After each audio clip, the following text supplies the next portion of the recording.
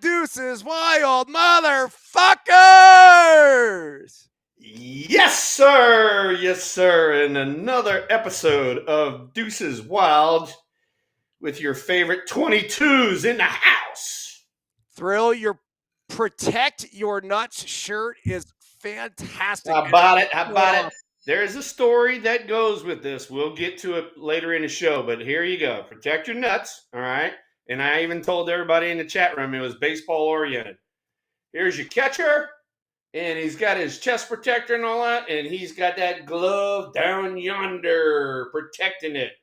So protect your nuts, the squirrel says. Did you ever take one square in the nuts? Oh, not one. I wish it was only one. I took one or at least two or three, and dude, you want to talk about, everybody talks about, seeing stars and shit like that. Like those stars don't go away for a while. I mean, you're barking, and guys know what the shit's going on. They're laughing at you, but at the same time, they're like, dude, I don't want to be in your shoes. I'm like, thanks a lot. I really appreciate it. You know what's funny? Because I'm going to assume you wore a cup. Oh, definitely. I wear a cup now when I go see, the major league team or the minor league team or whatever. And I tease everybody. I even wear it when I'm watching it on TV because I said I have bad dreams about those bad ops. Dude, so I stopped wearing a cup in college.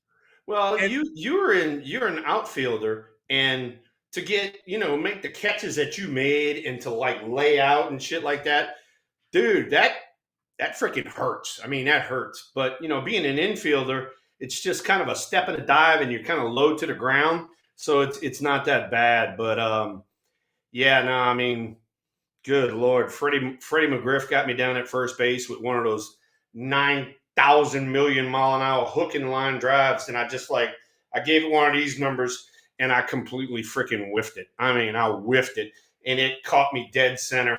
And, freaking Robbie Thompson got the ricochet and threw it over to first base. And I threw it around the infield. Robbie's looking at me, and he goes, dude, are you okay? I go, I can't even see because I got so many stars right now, dude. I said, I'm gonna need a minute.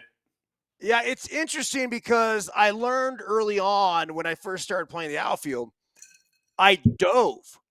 And when I landed, it did more harm. Yeah, no, that's what I'm saying. Because you as an outfielder, when you're running, you're up high and you get elevated, and then you land, and needless to say, you know what's happening.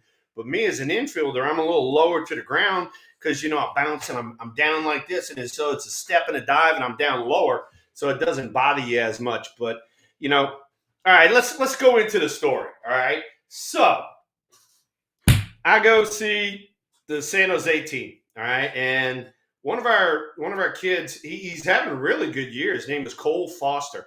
He's a shortstop that we had signed from Auburn. And you would think, okay, Auburn, SEC school, older kid, he'd be a little bit more up on top of this shit, right? And he looks at me one day and he goes, hey, you wearing a cup? And I go, yeah. I wear it all the time. He goes, for what? And I go, dude, you're a freaking middle infielder. What are you talking about? I said, you're going to get bad hops all the time. Oh, no, man, these fields are nice. And I go, dude, you're in the minor leagues. These are not that nice of fields, right? I go, I'm just telling you, you're going to wear one. And we're having this conversation in the middle of the locker room, right? And this conversation, like, everybody's over here, and they're like, dude, you don't need to wear a cup. You got too good of hands and all that. I go, I'm telling you right now, all you fucking morons right here, I said, he's going to wear one upside his freaking head. And that's all I said, right? I don't get the goddamn words out of my mouth. He catches a ground ball. He throws it to first base, right? New first baseman. The protocol is normally catch the ball and throw it back to the shortstop. Shortstop, second, third, and back to the pitcher. Well, for whatever reason, I don't know why, San Jose decided to do it different. So the guy catches the ball. He's supposed to throw it to second, short, third, and then back to the pitcher. Well, the first baseman had no clue. He thought it's old school. He's going to throw it back to the shortstop. So sure enough, it's this guy, Cole Foster, catches the ball. Wham, he throws it over to first base. First base catches it. Foster is now looking at the second baseman. He's not even looking at the first base. He's looking at the second baseman because that's the way the ball is going to come around the diamond. And the first baseman just freaking chunks one at him, right? And I'm not lying to you. It missed him by that far. But it caught him so off guard, freaking down goes Frazier, right? And I'm like, oh my God. In the middle of the game, I am on the top step and I'm screaming at the top of my lungs. That's why we wear a fucking cup on the middle of the infield, right? And so after the inning's over, he's coming off the field, and I went to the end of the dugout, and I'm just sitting there with my hands on my freaking hips, and he comes off the field and goes, I know, don't say anything. Oh, and I go, oh no. I said, you're going to wear this shit the rest of the game and then after the game. And I stayed on him the whole fucking time. I go, that's why, son, right there. I said, you guys played on these manicured fields. I said, you didn't play on a place called Candlestick after the freaking 49ers were in there and chewed the son of a bitch up. You never knew where the hot was coming. Yeah, man. These kids today are so spoiled because I would say at least half the time they're playing on these AstroTurf fields with the easy Olay hops. Yeah. And so they become accustomed to everything being perfect for them at a very young age. Yeah, and then Reza just came on there and he goes, it gives it a new meaning for a game of inches. You ain't shitting right there, Reza.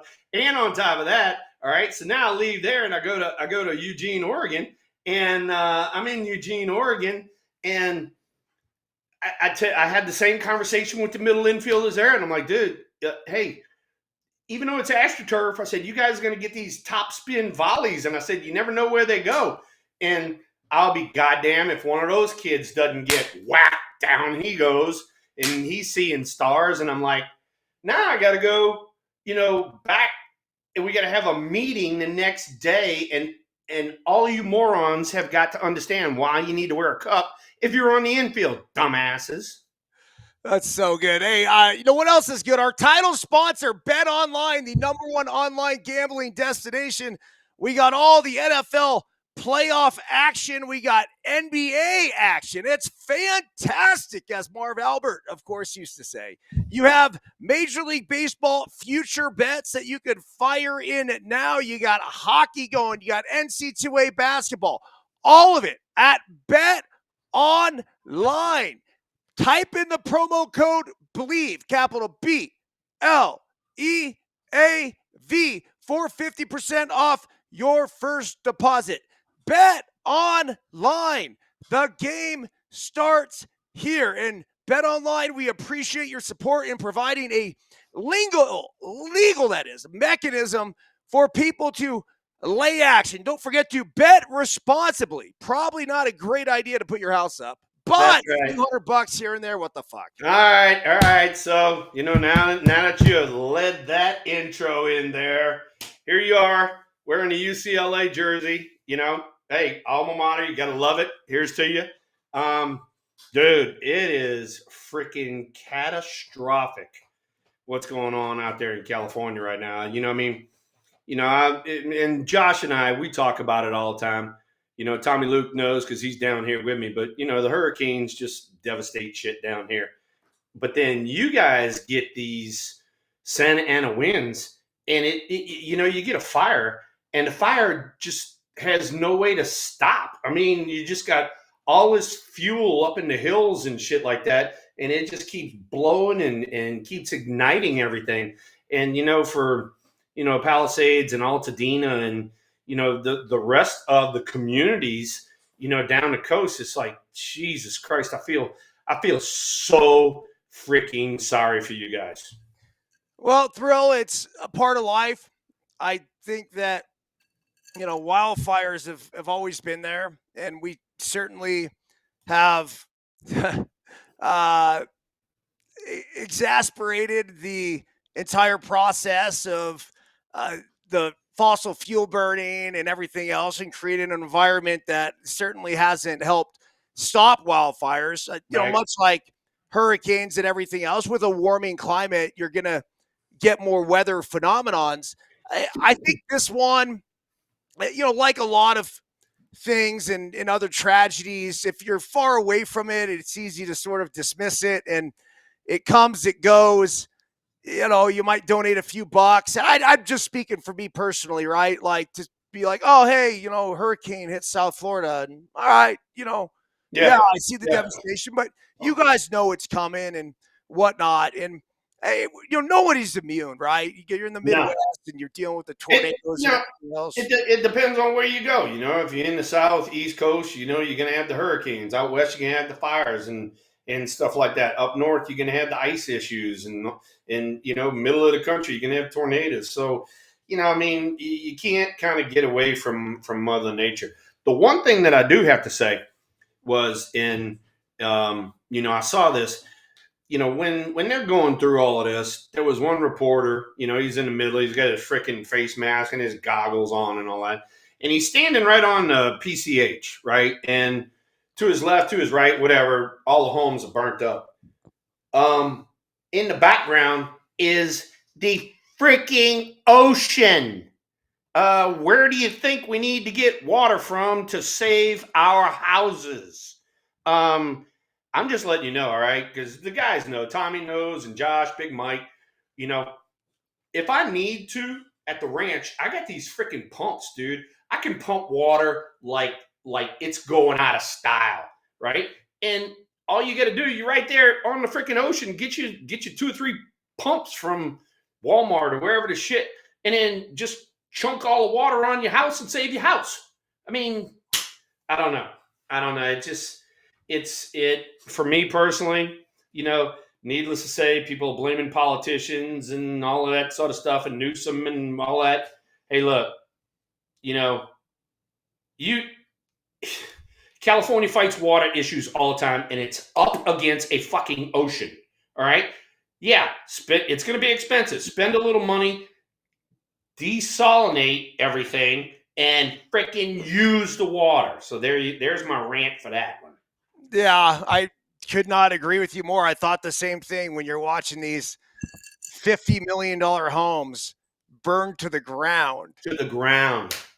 I will say, if my house was on the fucking ocean and that was it, I would do everything in my power to take that goddamn fucking water and absolutely fucking dump every bit of it with pumps and whatever else on the house. There's been a lot of people who have actually stayed back despite the evacuation orders, and I do not want to encourage this, but they've saved their homes because of it. Now, I don't know how many lives were lost because of it. I think the last death total I heard was about 24. Oh, geez. But dude, it's been a debacle. And certainly the state of California was not ready for this, which is like, it's just fucking mind blowing to me to think that you could let a fire like this get so out of hand. Now, they issued that huge warning.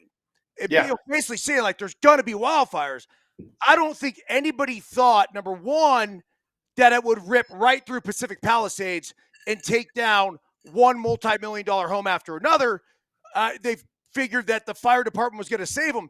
The houses that actually have been saved, believe it or not, are either homeowners saving their own homes or private fire departments, which is a whole nother issue because everyone's up in arms about this fucking private fire department coming in and saving homes. I'm like, this is America, baby. I'm sorry. And they're getting water wherever they can. They're using it typically from swimming pools, is what I was reading, like their own backyard swimming pools. Yeah. And that's what's saving homes. So, look, Drill, we can slice and dice this however you want. I'll say this. Of course, you and I have our opinions with the political views, and I certainly think that we could have done a much better job at trying to prevent this, and we can do a much better job going forward in the future. Right now, we're still in the midst of this. Like the fires are not out; they're still going. It's 10% contained. The winds are fucking coming back into Los Angeles. It's a sad situation. UCLA, my alma mater, has been evacuated. There's very few people left on campus. The the evacuation order basically is like on campus now, the northwest end of campus. The Rams played it was last night, and they ended up going down to Arizona to have to play that. Yeah. Huge win for the Rams. I think it was something the entire Los Angeles community, was able to get behind. I wouldn't be surprised if they make some kind of run here in the playoffs. They have a tough task because they have the Eagles next, and then eventually potentially the Lions. But I don't know, man. I will tell you this. I'm on a text thread with all my UCLA boys, and this one's hit home. Yeah. I got a buddy of mine, Paul Diaz, who just happens to be an insurance agent, and he's got one claim coming in after another. He also has friends and family who have lost their homes.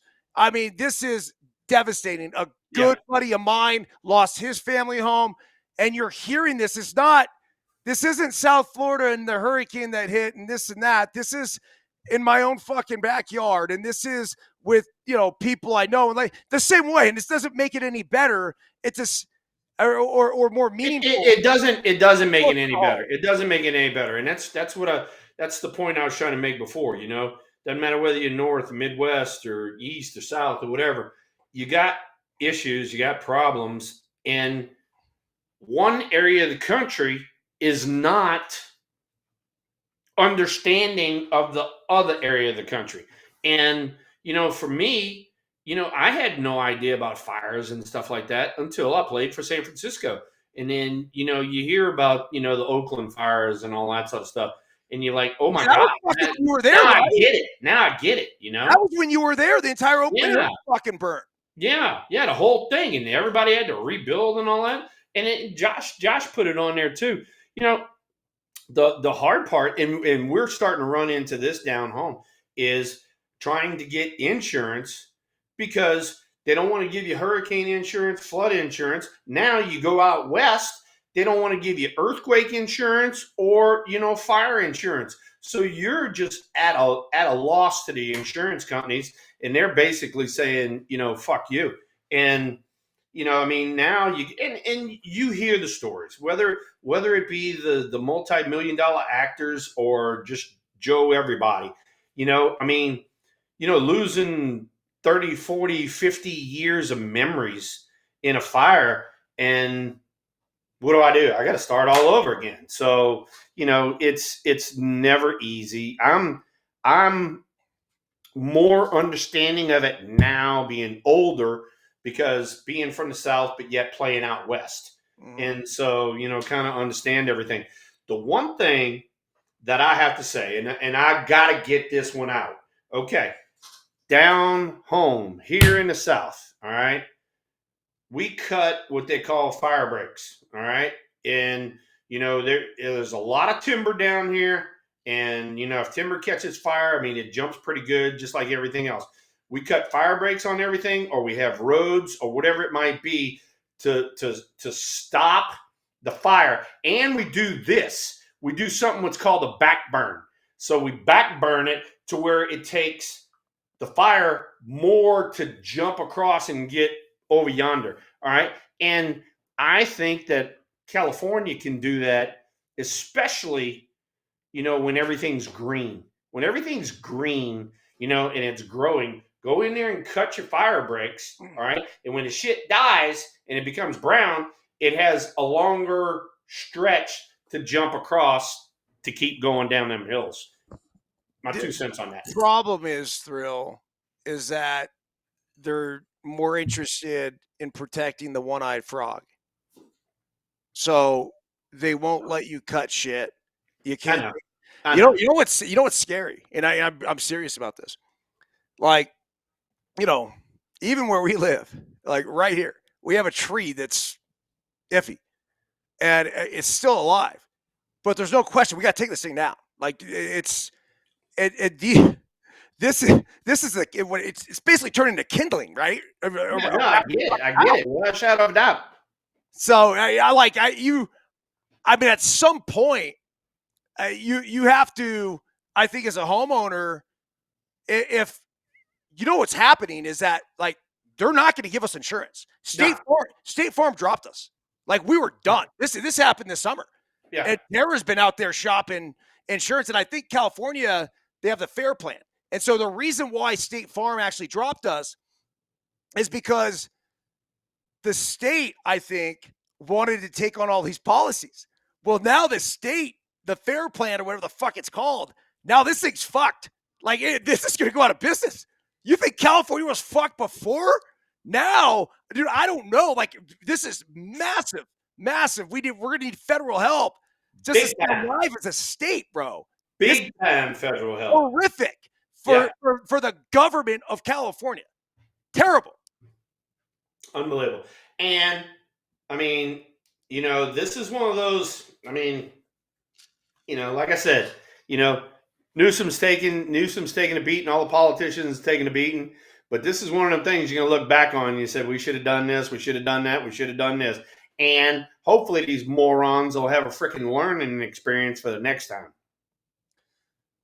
And that's it. And you know what? The only thing I could say, I'm not a guy that likes to dwell on shit that's happened. And whether it's my life or just life in general, I like to get over it as quickly as possible. I'm not going to shy away from it. Right. I address it. Okay, this is a situation we're dealing with. What's next? That's always, that was the fucking book right here. Watch this. This is the F-It list, right? Life Lessons from a Human Crash Test Dummy. The original title of this is, and it will be the title of my next book. What's next? What's next? Like, I'm always about what's next. I don't give a fuck what's happened in the past. I care about the moment, the now. We can't do anything about this. What are we going to do going forward? And so in this, in this state of California, what are we going to do to help prevent this? Or at least if we can't prevent the wildfires, that's okay. How do we better prepare for it so we don't lose fucking 10, 20,000 fucking structures and, tens of multiple lives? Like it's just, no. And that's what I'm telling you. And you and I are kind of the same way. And, hopefully everybody in the chat room is the same way too. We're more forward thinking, but yet at the same time, you learn from your mistakes. All right. Look, the guy threw me a backdoor slider right there. Ooh, I need to remember that one moving forward. That kind of thing. Or, hey, look, my curveball wasn't working today. And, I was having to throw fastballs in there. I need to figure out another pitch. I need to mix in the changeup, whatever it might be. All right. Same thing having to deal with these wildfires. Look, we fucked up. We fucked up royally. Okay. Now, what do we do moving forward to make sure that this shit, and like you said, Mother Nature don't give a fuck. Mother Nature is going to fucking level some shit. All right. But how do we minimize it and then go from there? I know one way how to minimize it is you obviously allocate more resources and funds. And so to hear that we actually slashed our fire prevention budget by millions and millions and millions and millions and millions and millions of dollars. And then we got this, and we have dried up fucking fire hydrants. And I mean, it was just like, what? No, that's what got me. That's what got me is like, how does a fire hydrant dry up? I still don't get that one, but anyway, I'm from the South and we fucking use every fucking drop of water we got. But, Linda even said it just now, building homes with fire retardant stuff. Hey, look, that's what we do down here for hurricanes. All of my stuff I have, windows, doors, shutters, all that stuff is hurricane related and prevented. All right. So like these windows are supposed to be able to take 150 miles an hour wind. Then I close the shutters in front of them. So now It's going to take wind, then it's got to get shit through the shutters. You know, this is a redundancy, a backup plan. And California, I mean, I hate to say it, but they're gonna learn their lesson, partner. They're gonna learn their lesson. I think we already have. Hopefully we already have. I mean, remember, dude, we were doing a show in fucking Battleborn Mike's backyard was fucking. Yeah, no. So Battleborn's on here right now, and he even said, remove all of, the dead shit on the floor of the forest, and that's the truth. You take the fuel away from the fire fucking goes away. The way it works. And here's me. No shit. All right. So let's say I'm a landowner in California and I own a bunch of shit up in the hills. I can promise you I'm going to have fire breaks cut all over that motherfucker. All right. There's no way that all of my shit is going to get burnt up. It might burn a little section, but it ain't going to burn the whole goddamn thing. Hey, Thrill, it's on. Like I swear to you, yeah. I mean, right now we're in the midst of winter, but as soon as winter's over, I promise you, I'm basically coming around with a fucking bulldozer, and I'll do it myself, and I'm gonna clear everything around the house. And then here's another one. That is a great one for you. All right, so Josh, Big Mike, Tommy, they all know. Up at the ranch, we had a bunch of trees that were like hanging over everything.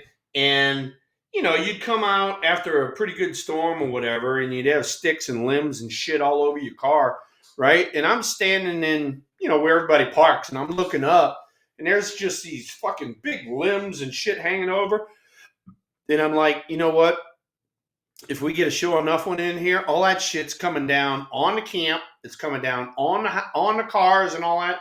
So I had a tree company come in, cut all that shit back. Now I got no chance of shit being destroyed from just a regular storm. All right. And I learned my lesson. Okay. It took me a few years, but I learned my lesson. And that's where we're going with you. You got shit up on top of your house, get it cut off. Because I'm telling you right now, the first good storm, that motherfucker's coming down on you. It's coming down on you. Well, dude, now it's a whole different ballgame because no one wants to give you fire insurance, right? Like and even the FAIR plan, and I think I'm calling it the right thing. It only protects to a certain amount. It's not near the value of what this home is.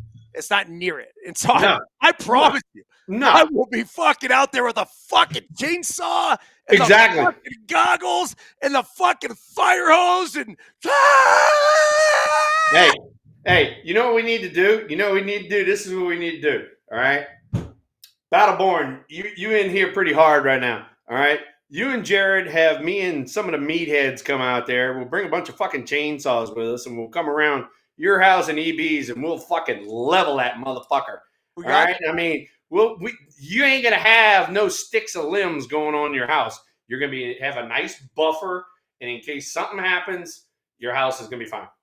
Yeah. Yeah, you got the Double Deuces Fire Department. Hey, I got a story for you there. Oh, all right. Here's one for you. So we're at the Double Deuce, right? And we're shooting.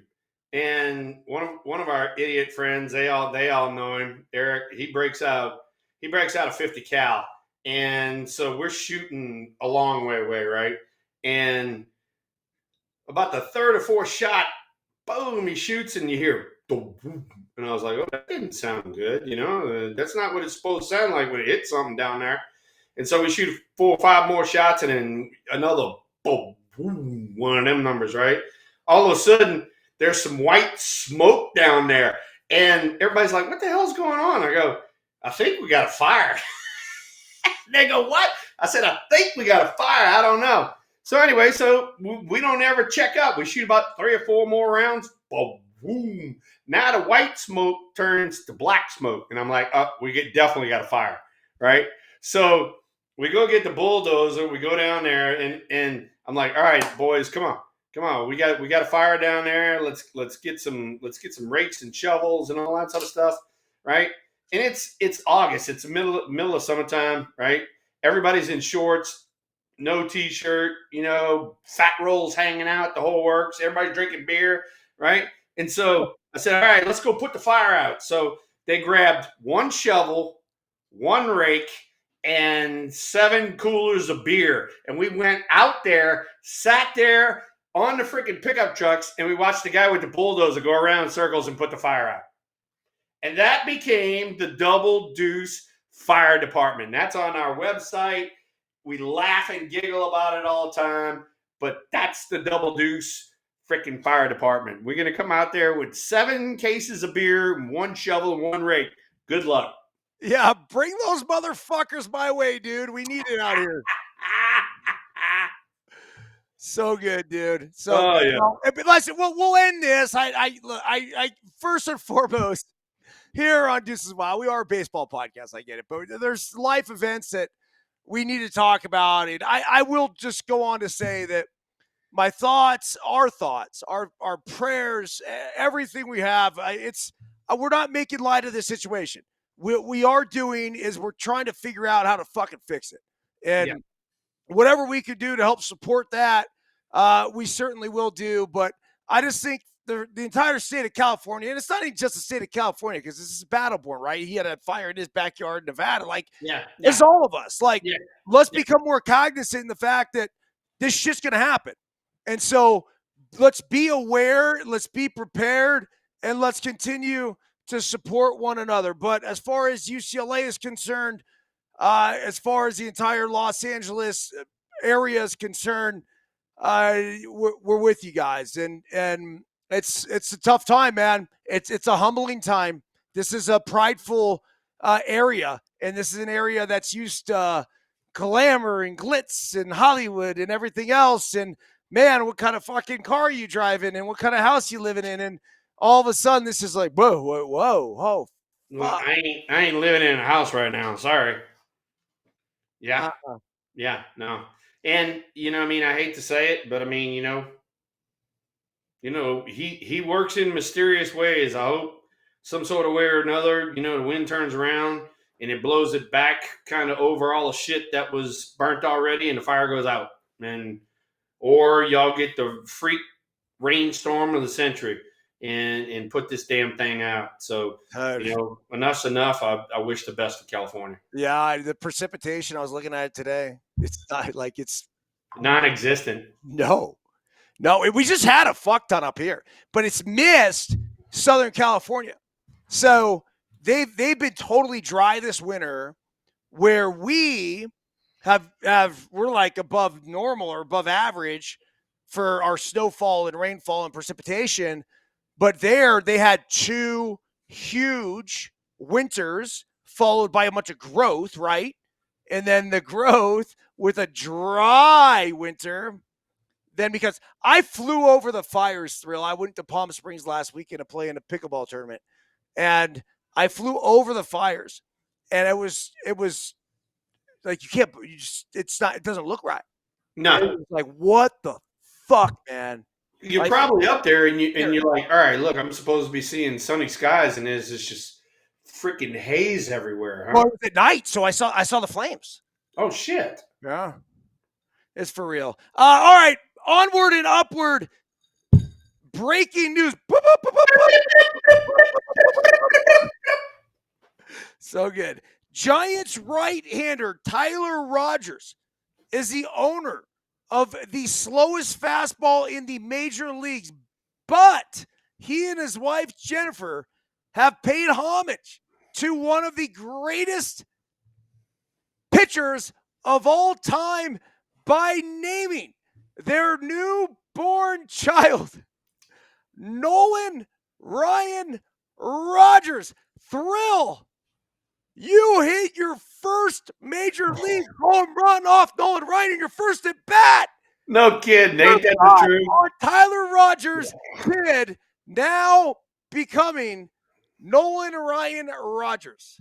So his wife, her maiden name was Ryan, and so the first baby boy that they had, they named him Jack Ryan Rogers. So like Jack Ryan, as in, you know, the Tom Clancy novel, right? And so now all of a sudden they have son number 2, and they named him Nolan Ryan Rogers. So the slowest pitcher in the major leagues is paying homage to arguably the best ever, hardest thrower in the major leagues, and I think it's a great story. So, Tyler, you and your wife, congratulations! I'm so proud of you, and you know I knew you when you were in the minor leagues, and man, you made a hell of a life for yourself. You've done a great job being a major leaguer, and I wish you and your wife the best. Now having 2 little rugrats running around. So obviously, Rogers throws underhand. Yep. That's the reason being that he is the slowest throwing pitcher in the major leagues. But he also has his brother, Taylor Rogers, who is the left-handed pitcher and was, I think I'd have to go back and look, but I think relatively successful for the Giants last year. What do you know the status of those two for the upcoming season? Well, you talking about Taylor and Tyler? Yeah, they're fucking Tyler's brother. fine. All right. They actually put Taylor on waivers last year to see if somebody would bite and take his salary. Nobody did, so that means the Giants had to retain him. So as of right now, we have both Rogers boys. Okay, good. So, oh, and by the way, Josh reminded me. Thanks, Josh, by the way, because I had sent out congratulations and all that, but our buddy Mike Kruko, my old roomie, and voice of the Giants with Uncle Dwayne, he and his wife Jennifer had their 50th wedding anniversary. So, roomie, love you.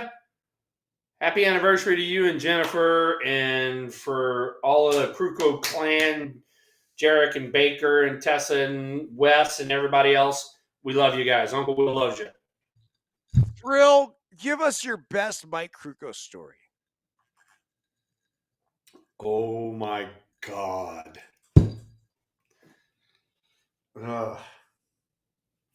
I can't give you the X-rated version. I gotta figure out an R-rated version. All right. Here's one for you. So he was in charge of this. Him and freaking Brenly were in charge of this. So I'm in spring training, my rookie year, kind of going off, and we have an away game versus the Cubs. They used to be in Mesa, and it was on my birthday. So go over there, play the game, do whatever the hell we do. I don't know. And I come back, and I come into the clubhouse, and it's kind of weird because like everybody's like looking at me, like, and I'm like, what the hell are y'all looking at me for?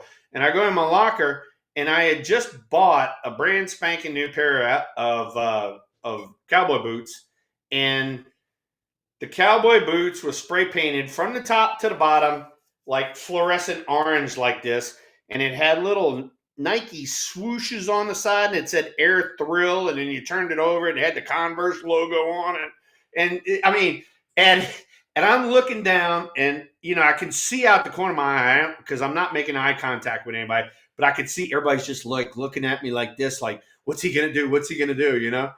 And I turned around and I go, "You fucking guys got me. A fucking nice job, And I was going around giving everybody high fives and shit. And Kruko came up to me, gave me a big old hug, and he goes, we wanted to see what you wanted to do. He said, if you were going to be a prick about it, he said, we knew that we were going to have some problems. He said, but you're one of the boys. He said, we love you. He gave me a big hug. Next day, I had a brand spanking new pair of cowboy boots in my locker. And I still have those orange cowboy boots upstairs. I'll have to go get them out for you.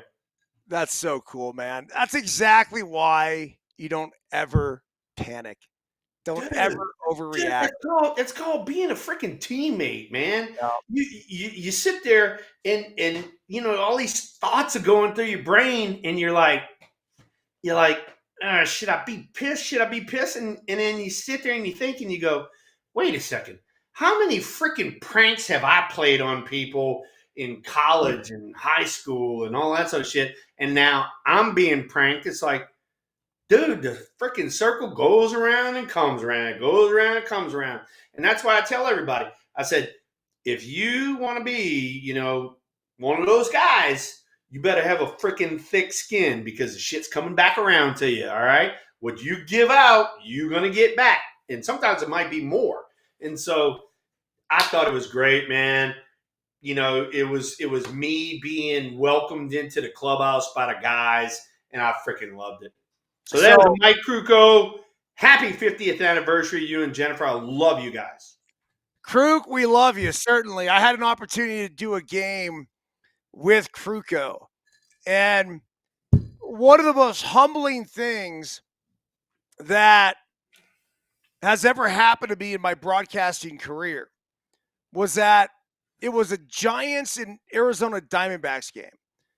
And I think it was YouTube or Yahoo or fucking, right? One of the new big conglomerates was doing the game and live streaming it. Well, they had me as the representative for the Diamondbacks. And they had Kruko as a representative for the Giants. But as all Giants fans would know, Kruko didn't have to do this game, and he's not going to do it with Kype. And it was this all this shit. And he's like, Byrnesy, I want to let you know there's no chance that I was going to do this fucking game. But I heard you were the person who was going to be there as representation for the Diamondbacks, and I was going to get to work with you. And I said, fuck it, I'm going to do it. And dude, it like made my heart melt. I'm like, bro, I don't know what to say. Like, this is Dude, super cool. he and Dwayne not so much as Mike, but they have the innate ability to make everybody around them feel like they're super duper special up above them. You know what I'm saying? Yeah, I mean, totally. they blow them up and they talk really good about them, and they make them seem like they're freaking rock stars, and people walk out and they're like, that was such an awesome experience, and then yet at the same time, you know, that's two freaking solid major leaguers. I mean, Dwayne Kuiper played for a long period of time.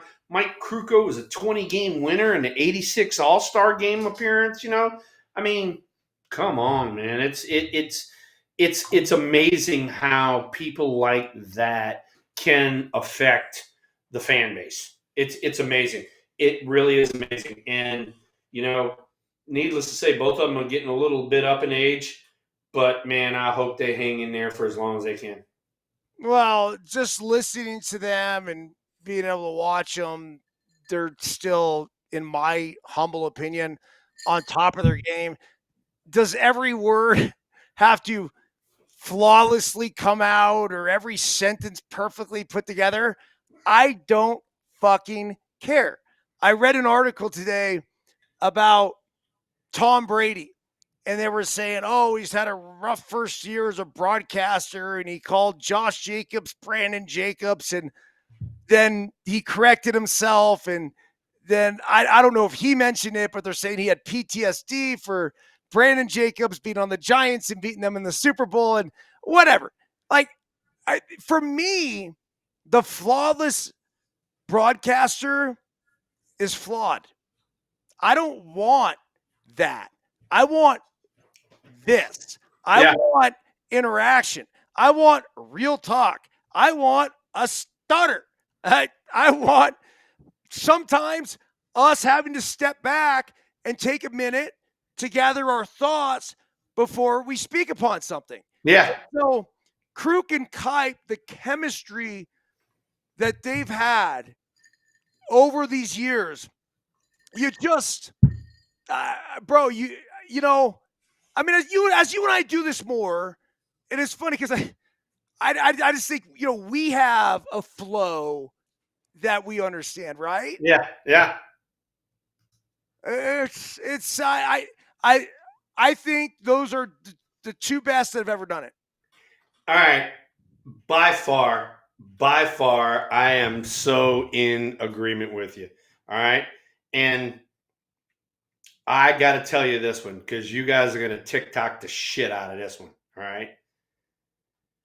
Kipe tells the story, and I might be off a little bit. I might have to get the exact true story from him. But if there was a man on first base, all right, and let's say Matt Williams had to come in and make a play, and I'd catch the ball at first, I'd give like a full arm fake to the guy coming around second so he didn't keep going to third base. You understand that? Yeah. Right? Makes sense, right? And so, for whatever reason, I don't know why, Dwayne started calling it like an arm cock, one of those numbers. Like, oh, he gave him a full arm cock or something like that, you know? And so one time they're doing the broadcast, and sure enough, man on first base, slow roller hit to Matt Williams. He makes the play. I come up, I give it a full arm fake to make sure the guy doesn't go to third base. Like, oh shit, I might have to dive back to second. And Kipe says something like, "Oh, there's Will with a big cock," or he said something like that, right? And he's relaying the story to me, and I'm freaking howling laughing, and Kruko's laughing, and they're trying to do the game while he's telling this story, and I'm like, oh my God almighty, I'll get the full true story this year, and I'll tell you the full whole true story, but it's along those lines. Well, dude, I'm like, only you, Uncle Dwayne, only you, bro, like when you're on the air for 3 hours, like you and I are on the air for about an hour. So, you know, at the longest, like 1:30, right? Well, our shit cuts off at like 2 hours because we've done that before. We know we've never been over 2 hours because 2 Yeah, hours. we have in the playoffs, and we got freaking whacked. So anyway, but we're normally on about an hour to hour 15, hour and a half. Yeah. That's normally what we're on for. Yeah. Well, they're on for 3 fucking hours every night. And they got a freaking kill time, and you can only tell the same stories over and over and over before your audience is like, fuck, I heard that one, dude, you know? Hey, so the thing about the boot story, and I'm going to go back to this for a second because Hi, Sarah. yeah, nice for my lovely wife to join in. Yep, she joined in. She give us some smell-o-vision. But anyway, so what you were saying, I'm sorry? New York strip steaks Ooh. with baked potatoes. Now, the baked potato needs to be on the grill for an hour and a half. And the New York strip steaks need to be on, ready for this, for 15 fucking minutes. Yeah, that's right. Is that it? No, that's right. Are we not If you're gonna put baked potatoes on the grill, it takes a while, and you can speed up the process a little bit. Wrap them in a little foil, cut them in half, stick some holes in them, whatever. You can speed up the process, but they're still gonna be on longer than the steaks. Okay, as my ADD kicked in once again, and you're a great facilitator for that, I will tell you that the Kruko story with the boots, which is fantastic, reminds me of the David Justice story where we went to dinner in Seattle at Capitol Grill. Yeah. And we had 23 guys there at dinner. The bill was right about $10,000. And y'all played the credit card game and all that shit. And they end up with me and Mark Ellis. And boom, out goes Mark Ellis's card. I'm stuck with the fucking bill. And I took it like a gosh damn fucking champion. I go, give me that thing, man. I acted like I won. Boom. Got the bill, signed the tip, all good, laughed, walked right out of the restaurant. I don't know, maybe 50 yards outside of Capitol Grill in Seattle, walking back to the hotel. David Justice jumps on my back as I, Byrnesy! Hey, man, you took that like a fucking champ. I'm proud of you. Here you go. And he handed me the receipt. He paid for it. Yep. He goes, if you had not handled it the way you handled it, Yep. you would have been stuck with that fucking bill. Yep. But because you handled it the way you did, I got you. And that was when I was a rookie. Hey, and that is exactly what we're talking about. It's like, baseball has traditions, and you got to figure out a way to weed out the good guys from the okay guys from the fucking bad guys. And knock on wood,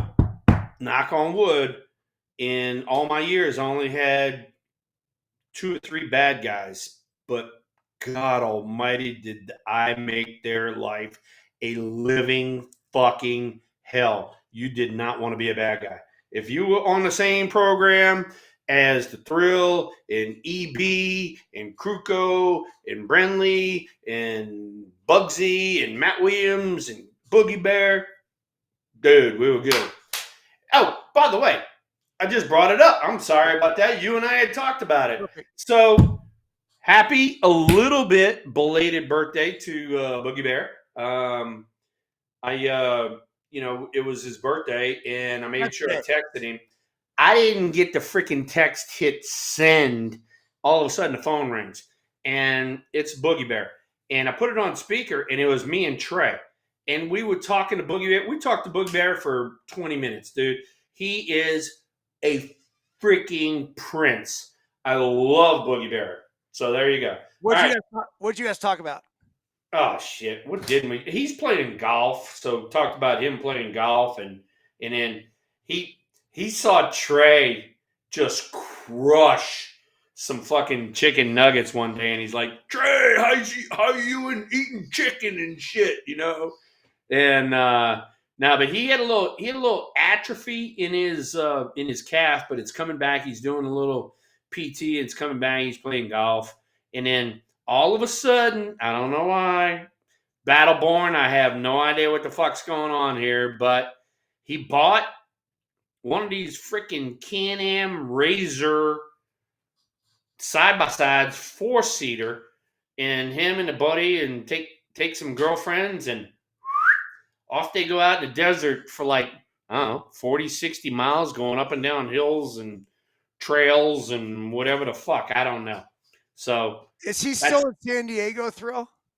Yeah, he's down there, but then he's split time with Palm Springs and maybe somewhere else. I don't know. He's kind of a little bit all over the board. But yeah, that's what he's doing. He's driving fucking UTVs all over the place and giving people rides and shit. I'm like, really, Boogie Bear? Really? All right, Thrill. So the Giants announced that they settled with their 3 remaining arbitration eligible players on Thursday, agreeing to 2025 contracts with Lamont Wade Jr., Cabilo Duvall, and we mentioned him before, Tyler Rogers. Wade will earn $5 million this season, while Duvall and Rogers will make $4.525 million and $5.25 million, respectively. Did you ever go through the arbitration process? No. The reason I did not go through the arbitration process is because Al Rosen, who was my general manager, said, I am not going to trash my best player over a few dollars. We're going to meet in the middle, and we're going to walk from there. And so every time I had arbitration, which is only once, believe it or not, we met in the middle. I was happy. He was happy. We were like, game on. And then the next year is when I signed a 4-year deal after the 89 season. So Lamont Wade Jr. hit 260 with a 761 OPS over 117 games last season. Obviously, the Giants could use some sort of upgrade, at least from a power perspective, at first base. That brings up the fact that you still have Pete Alonso, the polar bear, available in free agency. Thrill, what are the odds the Giants bring in Pedro? You know what? I mean, believe it or not, that was actually one of the things Josh sent me today. Evidently, I don't know where the fuck Josh gets these things from, but he sent it to me today talking about the Giants are the ones that are the kind of the only ones that are talking to Pete Alonso right now. And we could definitely use a power presence in our lineup. Plus, he plays a little first base. He could DH most of the time if he needed to. Give Lamont a break. And on top of that, Lamont has also played the outfield. So we could kind of stack a lineup here and there too. So for me personally, if we can get him at a discount, I'll take him. In a freaking heartbeat, I'd take him in a heartbeat. But with what we've done already with Adames and stuff like that, I don't think he's not going to be able to break the bank, go to San Francisco. No, but a short-term deal with a high AAV, which is average annual value, would make a lot of sense for San Francisco because we have Bryce Eldridge, the guy that you've worked with extensively, ready to come up. I would say probably 2026, maybe 2027 at the latest. Yeah, no, I mean, this kid, Bryce Eldridge, is on a roll. He's going to be a big leaguer. Write that in stone, ladies and gentlemen. He's going to be a big leaguer. His big thing is he needs more seasoning around the bag. And he's going to be there this year. That's what he's going to do. He's going to get more games played around first base and know how to do it. But as far as hitting goes, he's going to hit. And, in the meantime, if you could get a guy like Pete Alonso to hold down the fort, and then when Eldridge gets there, have him be a tutor? Oh, my God. Come on now. You don't think he wouldn't, butt up to the polar bear and say, hey, what you got for me there, big fella? So, bro, that's exactly who the Giants need in their clubhouse too. Yeah, this guy's a fucking leader. Yeah, no, I get it. I'm right there with you. And hey, I don't think he's going to be phased by the fact that he's playing in San Francisco. Right-handed here, the ball will fly out of there, man. Like if, dude, I already told you. You and I talked about it. I would love to hit in this ballpark right here because the ball flies out of left center. Where do you think Pete Alonso's power is? Freaking left center. He pulls everything, bro. He doesn't pull off though. He'd hit freaking 45 in our ballpark in a heartbeat. Agree. The ball shoots out of left field. They ought to really, really consider bringing him in. He is the perfect candidate. He's something they need. With the Pete Alonso, I truly feel like this team can compete. And I know it sounds ridiculous because it's not like this multi-dimensional player. He's pretty much a one-trick pony. And he bangs with power. So but what they have, and you add that, I love it. He bangs with power and drives in a Hyundai. We haven't had that. We haven't had that since Barry. You haven't had a motherfucker hit 30. You have not had a motherfucker hit 30 since Bonds.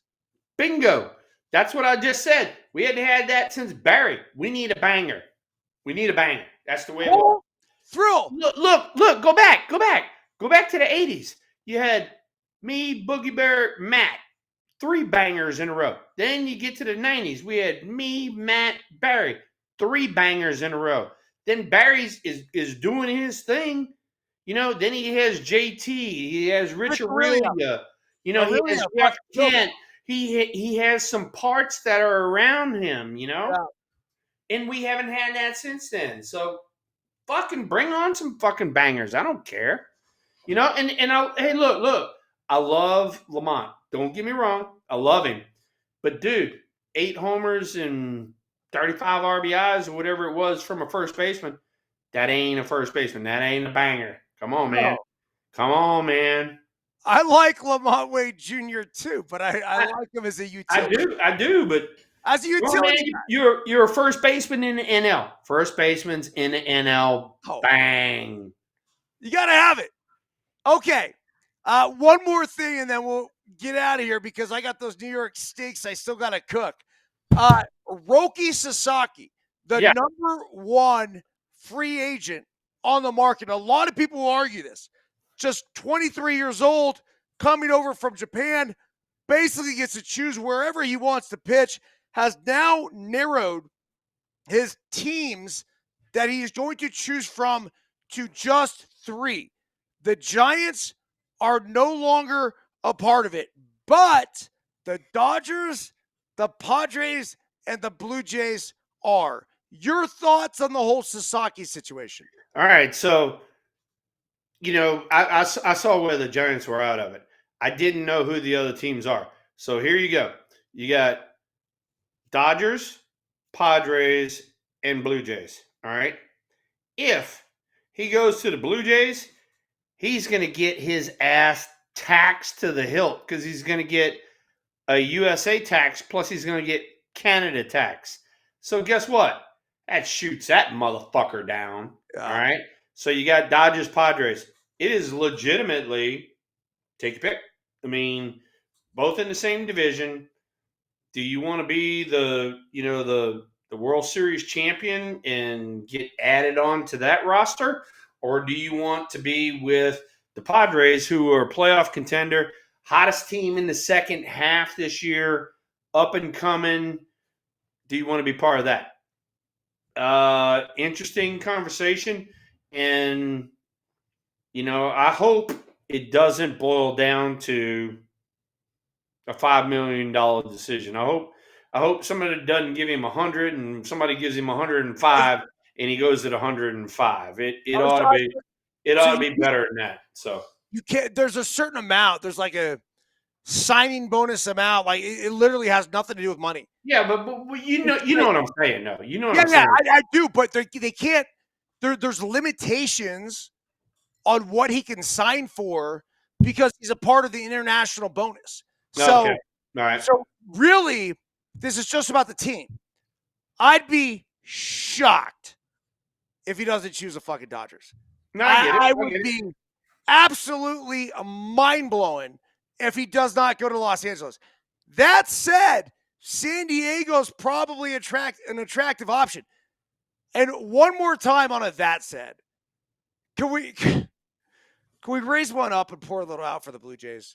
They try really fucking hard, man. They did try hard, but they do. They're freaking handicapped, dude. They're over there across the border. You get fucking taxed twice. You get taxed from the U.S., you get taxed from Canada. Dude. I feel bad for him, man.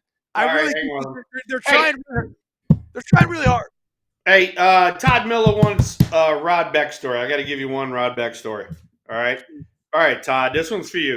All right. So, at Candlestick, we did not have like legitimate bullpens, I guess you'd say. There were just some humps down the line, and because the wind blew so freaking much, they had these little boxes down there. We call them the penalty box. And so there's a phone down there, and there's a phone in the dugout. And so they'd call down there and they'd say, "Hey, get Lefferts up," and Lefty would get out there and throw. Whatever. So then I don't know how it happened, but the phone line didn't work. So now what they did was they had to do like hand signals. So lefty's a lefty, and from down here was Frank Williams, the chief at the time. And so now Rod Beck goes up to Roger Craig and he goes, "You can just call me the shooter because I shoot your problems out," that kind of thing. And sure enough, like the first time we got a save attempt, here comes Roger Craig out and he goes, "One of those numbers," and sure enough, Beck gets up, and he does his thing, all that sort of stuff. So I don't know, the name stuck. We started calling him Shooter and this is not a long period of time. It's like 5 days, right? All right, he's called Shooter, one of those numbers, and then we go on a road trip and we come back. Well, we come back to San Francisco, and at that time we had to stand around the carousel and get our bags just like everybody else did. And so the first freaking bag that comes out the carousel, it says Shooter. And then the next bag that comes out says Mrs. Shooter. And I was like, oh, fuck that. We fined him in kangaroo court $20 for each bag. So he owed $40 for the fucking team party for fucking Shooter and Mrs. Shooter. Was Mrs. Shooter on the flight? Oh yeah, she was on the flight, and she was sitting in the front, and she'd always turn back around. She wanted to see what was going on in the back of the plane. I'm screaming at her from the back. Her name was Stacy. I'm like, Stacy, turn around! And she freaking turned around. She wouldn't check us out. Nobody will understand that but me. I mean, like I know it sounds really weird, but basically, whenever the families would fly at all, they sit in front of the fucking plane. Yep. And you're right. Do not look back. If you're a coach, don't look back. Don't even go back there. Nah. That's the players section. Put it this way: if a coach came to the back of the plane, there was a fucking problem. If a coach came to the back of the plane, that means somebody's getting sent down or somebody's getting traded. Something like that's not a good sign. So, isn't it weird how that culture was created? It is. We had guys, no shit, in a freaking briefcase. They had a full set of tools, and they would take the middle seats apart and they'd fold the middle seats down, and that became the card table in the back of the plane. Bro, it's the same shit, man. Unbelievable. Like you played for 15 years basically before I got there, right? Your last year was 2000. My first year was 2000. So then I played for the next 10, 11. Nothing changed. Nope. It was the same shit. If you had the middle seat, boom, folds over, 2 seats here, 2 seats here, guys freaking hanging over the back. Yeah. And then you would do it on the other side too. So you basically would have like a 1, 2, 3, 4. And the veterans were the guys that were facing the card table, and the rookies were the guys that had to fucking turn around and fucking lean over the seats and shit. You're so right. The rookies had the shit seats. So they had the ones that had to stand up and lean back the other way. Hey, Thrill, I saw Jeff Cirillo and Todd Walker. Jeff Cirillo? Yes. Jeez. There's a name not to pass. Both of these guys were playing in the pickleball tournament that I was in Palm Springs. You know what? It was... I've seen Walker a few times because he lives down here. He's in the Louisiana Hall of Fame. I'm in the Hall of Fame down here, and we get a chance to see each other every now and then for Hall of Fame functions, or sometimes he does an LSU game or whatever. Good dude, but I haven't seen Jeff Cirillo in forever. Nah, Cirillo's doing great, man. He's living in Palm Springs, living his best life. He's got some kids that I think they're all grown now. They're all out of the house, but he's playing a bunch of pickleball, and him and Todd played in this tournament. And then I had a chance to hang with these guys. They came and watched me play, and it was, and then I got to play with them myself. It was fucking awesome, man. It was funny because we just all kind of laughed about it. And I think every big leaguer who played for a long time has a quiet confidence about him. I mean, and I don't know what it is, but we're kind of laughing. It's like you watch like the other pickleballers, even like the pro guys, the top pro guys now. And Todd said something along the lines of like, dude, you play fucking pickleball. And Todd is his significant other right now is like a top 10, top 20 player in the world. She's awesome. Like, I mean, she's a sweetheart. I got to play with her.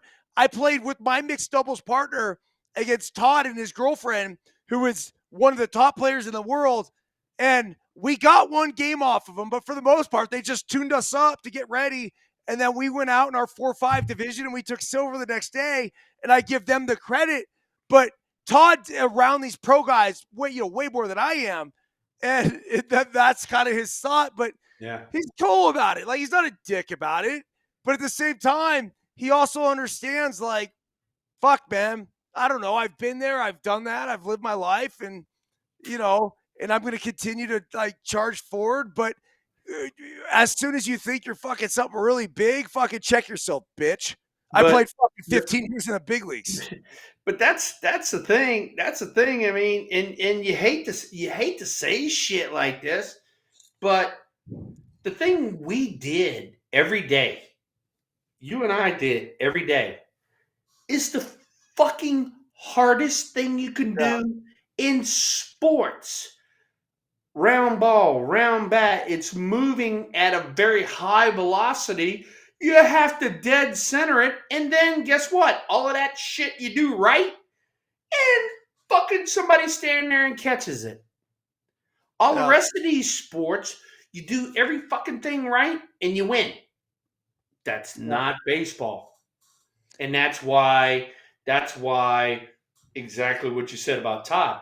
We're kind of that next level. It's like, dude, not only do we do the shit right all the fucking time, but then we got to have the fucking baseball gods. We got to have luck. We got to have all that shit in our fucking corner. You do something right one fucking time and you get on fucking TV like you're fucking God's green earth. That's bullshit. Yeah.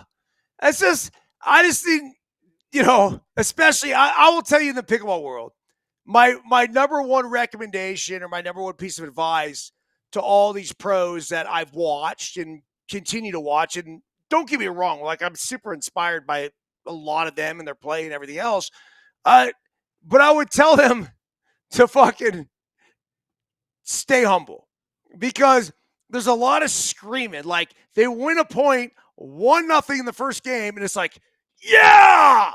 And I'm like, look, motherfucker, if you pulled that shit in the big leagues back in the day, you're gonna fucking get a fucking fastball in your goddamn ear hole. Hey, I'm gonna hit you. I'm gonna hit one, and it's gonna fucking hit you in your nose. You think I'm gonna try to fucking go down low? I'm gonna try to fucking hit you in your face. And on top of that, bitch, we got 15 more points or whatever the fuck y'all play till. I don't know, bro. You're so right, but it actually it's got me appreciating the generation that we got to play in. Yeah, because it's not the same now. no. Guys pimp singles, they pimp strikeouts. And I'm not saying there's not a time to quote unquote pimp something or get super excited, because I do believe there is that time when you took Mitch Williams back up the fucking middle thrill to win the National League Championship Series and send the Giants to the World Series. That was the time to, That was the only time. That was the only time in my life that I fucking pimped a fucking single and fucking was going off and shit, because I was like, that's for you guys, motherfuckers. That's for you guys. Not only pointing at my teammates, but the fucking fans in San Francisco. That's for you fucking guys. That's the only time I ever pimped a single. Dude, the rest of the time you get a fucking single, you go to the first base coach, you're like, hey, nice job right there. Yeah, I get the pitch I was looking for. All right, good. Here we go. Now these guys are like, whoa! And they fucking, whatever fucking, tiki that they fucking pray to, or whatever the fuck it is over there. Jesus Christ, it's a fucking single, you fucking moron. Dude, you're right, bro. I hate to say it, like, you're right. Like, Hey, you and I talked about this last year. You and I talked about it on fucking computer. We were watching it. Somebody hit a fucking triples, right? They hit a triple in a fucking triples alley. They get to third base. They are not even to third base. and they're going in the fucking dugout. Meanwhile, the ball's fucking live behind him and gets dropped. They could have fucking made it to home plate, but they're too fucking worried about everybody. Fuck that. Turn around, find the fucking ball, and you might be able to make it home, you dickhead. There's plenty of time to celebrate after the play. Boom, there you go. You have to find the ball. That's the first thing you got to do.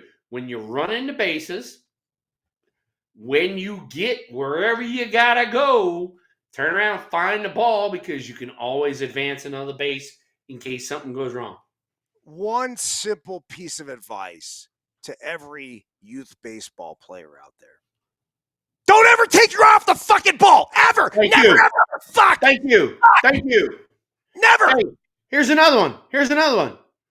Along the same lines of what my man EB just said. You cannot have the hidden ball trick played on you if you know where the fucking ball is. Keep your eye on the ball. That's it. If you watch the ball, then when the ball comes back in and the relay guy, boom, botches it for a second, now it's an extra base. Boom. That's it. But I've had this happen. I've had this happen like 2 or 3 times. People tried to play the hidden ball trick, and I turn around and go, "Will you throw that fucking ball back to him?" I said, "I'm sitting here watching you, motherfucker." So good, man. So good. All right, there you go. Biscuit on the other end here. New York strips and baked potatoes. Twice baked potatoes, I might add. Miss Tara already told me. It's happening. All right, Thrill. Well, listen, dude. So long as you're good to go next week, I am good to go. We didn't even get to fight. We had like 1 or 2 things to talk about tonight. I think we got to them. I'm not even sure because we had like 2 or 3 things we wanted to talk about, and we're already an hour and 15 minutes into it, dude. Yeah. We fucking rocked it. Yeah. All right. Hey, everyone, tell a friend. If you're listening on Apple or Spotify, do us a favor. Leave a 5-star review if you're feeling generous. If you could write a review, just a simple review. It's not hard. Hey, Byrnesy, Thrill, we love you guys. I don't know. Whatever you guys got, we'd really appreciate it. It helps with the ratings and everything else. And that's it. Thrill. Hey, and now that, and we're not getting political here, but I am to a certain extent. Now that fucking TikTok's going under, all right, hurry up and post the TikToks, Byrnesy. You guys take the TikToks and hurry up and spread them motherfuckers so we can laugh and giggle for a few more weeks until Elon Musk or whoever saves TikTok. Don't worry about it, dude. We got... there we go. There we go. All right. We have plenty of other platforms to keep firing out on, so if the TikToks go away, we still got more. Good show. I loved it, man. Hey, everybody in chat room, dude, you guys were banging it all night tonight. Nice job. Freaking awesome. It's fun. It's getting even more fun. And damn, you look at it and not too much longer. We'll be in the middle of spring training. Plenty of stuff to talk about. Dude, it's coming quick. Cali hats. Battleborn, of course. Christian, Josh, the crew, man. My lovely wife for hanging out. I mean, Linda, who's always chilling. You got Kari. You got, we had all kinds of people. Reza came on for a little while. Heather came on for a little while. We had all kinds of people in the chat room, man. How about Babab76? Yeah. I don't know where Babad came from, but I even got him in the chat room. So all right, we're good. Victoria coming on Deuces Wild tonight, fired away in the chat. There we go. All right. Hey, remember, ladies and gentlemen, with a parting word from the Thrill, protect your nuts. There's your squirrel with his catcher's gear protecting his stuff. Boom. On that note, see ya!